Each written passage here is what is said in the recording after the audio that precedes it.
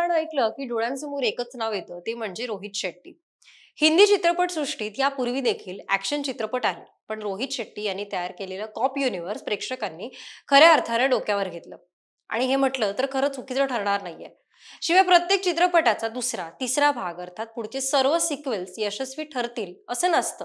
पण रोहित शेट्टी या दिग्दर्शकाने गोलमाल आणि सिंघम या दोन्ही चित्रपटांच्या प्रत्येक सिक्वेलमधून यश मिळवून दाखवलं. रोहित शेट्टीचे सिक्वेल्स यशस्वी नेमके का होतात हे आजच्या भागात आपण जाणून घेऊयात. नमस्कार, मी रसिका शिंदे आणि तुम्ही पाहताय महा MTV.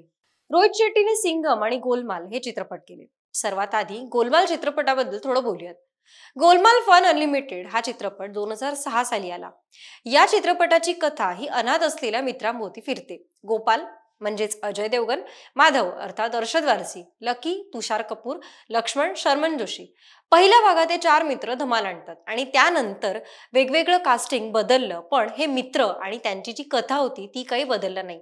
मग यात कुणाल खेमू आला किंवा मग नंतर श्रेयस तळपदे आला. बरं, त्यातील केवळ या मित्रांचीच मजा मस्ती लक्षात राहते असं नाही, तर यातली प्रत्येक पात्र ही लक्षात राहतात, ती अगदी शेवटच्या म्हणजे चौथ्या भागापर्यंत. आता ती कोणती? तर बबली हे पात्र अगदी पहिल्या भागापासून ते शेवटच्या गोलमाल अगेन पर्यंत या चित्रपटाचा भाग आहे.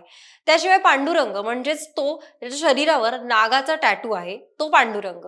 याशिवाय अश्विनी काळसेकर या देखील या चित्रपटामध्ये अगदी पहिल्या भागापासून ते गोलमाल अगेन पर्यंत आहेत. अखेर कथेनुसार पात्रांची मांडणी जरी वेगळी असली तरी सुद्धा चित्रपटाच्या सिक्वेलसाठी ज्या बाबी अगदी काटेकोरपणे पाळणं गरजेचं असतं ते रोहित शेट्टी यांनी दिग्दर्शक म्हणून पाळलं. कारण ज्यांनी गोलमाल फन अनलिमिटेड हा पहिला भाग पाहिला असेल त्यांना गोलमाल अगेन या चौथ्या भागापर्यंत गोपाल आणि माधव यांच्यात पटत नाही किंवा वारंवार त्यांच्यात मस्तीमध्ये भांडणं होतात हे जे दाखवलंय त्याचा एक कनेक्शन लागतं. शिवाय गोलमाल अगेन मध्ये जेव्हा जमनादास अनाथ आश्रमात जिथे ते सगळे मित्र लहानाचे मोठे झाले त्यांच्या मालकाचं जेव्हा निधन होतं तेव्हा त्या एका संवादातूनच पहिला भाग कनेक्ट होतो. त्यामुळे एका भागातून दुसऱ्या भागात जाताना कथेच्या माध्यमातून जी कनेक्टिव्हिटी हवी ती गोलमाल या चित्रपटाच्या प्रत्येक भागातून कायम ठेवण्यात रोहित शेट्टीला दिग्दर्शक म्हणून यश आलंय. खरं तर दाक्षिणात्य आणि हॉलिवूड पटांचा सिक्वेल्स चित्रपट करण्यात हातखंडा आहे.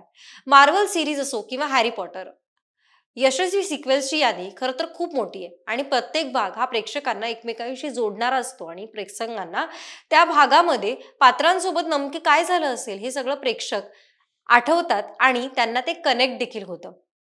आणि विशेष म्हणजे ते कथानक प्रेक्षकांना खुर्च्यांना खिळवून देखील ठेवतं. भारतीय प्रेक्षक मग ते कुठल्याही भाषेतील असो फार चोखंदळ आहेत आणि OTT प्लॅटफॉर्म्समुळे जगभरातील विविध भाषेतील कॉन्टेंट पाहायला मिळत असल्यामुळे आपलं वैविध्य टिकवण्यासाठी नक्कीच रोहित शेट्टी आपल्या प्रत्येक चित्रपटातून ते सातत्याने करताना दिसतोय. त्यामुळे 2006 ते 2017 या काळात जरी गोलमाल चित्रपटाचे 4 भाग प्रदर्शित झाले असले तरी आता 2024 मध्ये माधव आणि गोपाल यांचं भांडण लकीने न बोलताही इतकी धमाल उडवून दिली त्या सगळ्याची आठवण कायम येते आणि ती आल्याशिवाय राहत नाही. खऱ्या अर्थाने हे विनोदी चित्रपट प्रेक्षकांचे मनोरंजन सातत्याने करतात यात वादच नाही. आता वळूयात हिंदी चित्रपट सृष्टीतील कॉप युनिव्हर्सकडे अर्थात सिंघम या चित्रपटाच्या सिक्वेल्सकडे. मुळात बाजीराव सिंघम हे पोलीस पात्र मराठी दाखवल्यामुळे रोहित शेट्टीने अर्धा किल्ला इथे जिंकला असं म्हणावं लागेल. सर्वसामान्यपणे पोलिसांबद्दल लोकांची जी मतं असतात ती बदलण्याचं काम आणि अहोरात्र केवळ नागरिकांच्या सुरक्षेसाठी पोलीस आपलं कुटुंब विसरून कसं काम करतात या सगळ्याची प्रचिती खरं तर सिंघम या चित्रपटाच्या प्रत्येक सिक्वेल्समध्ये दाखवण्यात आली आहे. सिंघम हा असा पोलीस अधिकारी दाखवलाय जो अन्याय, भ्रष्टाचार, गुंडगिरी काहीही खपवून घेत नाही आणि केवळ नागरिकांच्या हितासाठी तो लढत असतो. मुळात सिंघम हा चित्रपट तमिळ भाषेतून अडॅप्ट केला, पण जसं तमिळ चित्रपटामध्ये किंवा एकूणच दाक्षिणात्य चित्रपटामध्ये नायक किंवा एकूणच त्याची कथा ही त्याचे रूट्स विसरत नाही, तसंच याही चित्रपटात हिंदीत दाखवण्यात आलंय. म्हणजे सिंघम मराठी असल्यामुळे आपली संस्कृती, भाषा, कुटुंब प्रेम हे सारं काही चित्रपटातून जपण्याचा प्रयत्न करण्यात आलाय.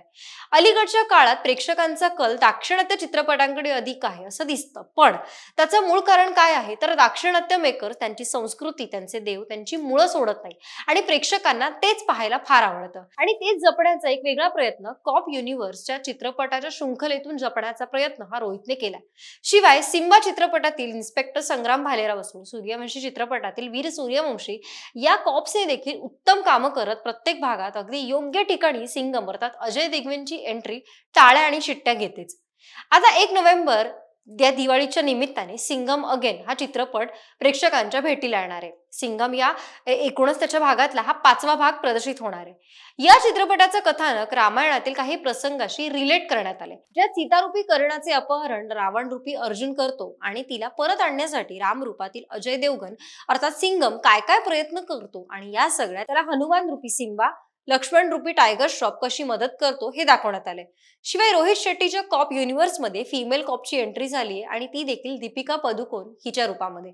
त्यामुळे ही लेडी सिंघम काय काय धमाल उडवणार हे आता पाहण्यास प्रेक्षक अधिक उत्सुक झालेत.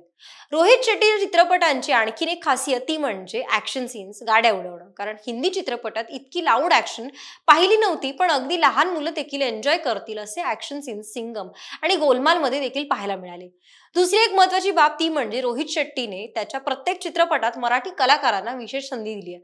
सिद्धार्थ जाधव, विजय पाटकर, अश्विनी काळसेकर असे अनेक मराठी चेहरे त्याच्या चित्रपटांमध्ये झळकले. इतकंच काय तर सिंघम अगेन या चित्रपटाची कथा देखील क्षितिज पटवर्धन या मराठी लेखकाने लिहिली आहे. त्यामुळे रोहित शेट्टीच्या चित्रपटांकडे मराठी प्रेक्षक वर्गही वळतो. शिवाय सिंघम या चित्रपटाची खासियत किंवा सिंघम या चित्रपटाच्या प्रत्येक पार्टची खासियत ते म्हणजे त्याचं संगीत आहे. आणि अजय अतुल सारखी जर जोडी ही रोहित शेट्टीच्या बरोबरीने येणार असेल तर नक्कीच त्याचा प्रत्येक सिंघम हा यशस्वी ठरलाय. आता सिंघम अगेन हा चित्रपट 1 नोव्हेंबरला प्रदर्शित होतोय आणि त्याची टक्कर भूल भुलैया 3 या अजून एका सुपरहिट सिक्वेल सोबत होणार असल्यामुळे नेमकं बाजी कोण मारणार याकडे खरं तर सगळ्यांचं लक्ष लागलंय. त्यामुळे 1 नोव्हेंबरला प्रदर्शित होणारा सिंघम अगेन आणि भूल भुलैया 3 हे दोन्ही चित्रपट पहा. तुम्हाला चित्रपट कसा वाटला त्याच्या प्रतिक्रिया आम्हाला नक्की कळवा. त्यासाठी MHAMTVच्या YouTube चॅनलला सबस्क्राईब करा. फेसबुकवर आम्हाला लाईक आणि फॉलो करा आणि हो इंस्टाग्रामवर देखील आम्हाला फॉलो करायला विसरू नका. भेटूयात पुन्हा एकदा. तोपर्यंत धन्यवाद.